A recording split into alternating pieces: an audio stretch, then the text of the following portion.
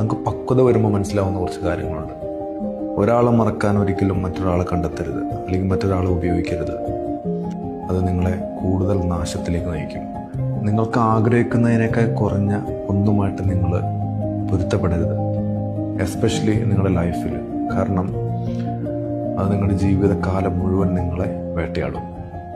അതുപോലെ സ്വകാര്യ ജീവിതം എപ്പോഴും നമ്മൾ വളരെ ലളിതമാക്കി കൊണ്ട് നടക്കുക. ഒരു മനുഷ്യനോട് വിളമ്പാൻ നിൽക്കാതിരിക്കുക.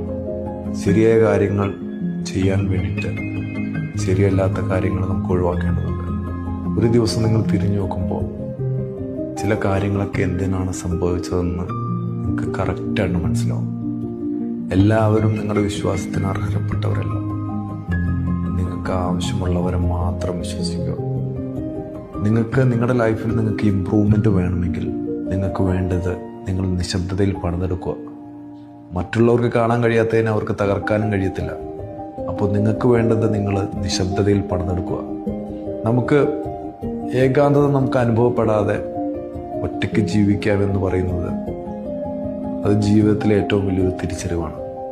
എപ്പോഴും നിങ്ങൾ ഉറപ്പുവരുത്തേണ്ട ഒരു കാര്യമുണ്ട്, നിങ്ങൾ പൂർണ്ണമായും ജീവിക്കുന്നു, അല്ലെങ്കിൽ നിങ്ങളുടെ ഉള്ളിൻ്റെ ഉള്ളിൽ പതുക്കെ മരിച്ചുകൊണ്ടിരിക്കുന്നു.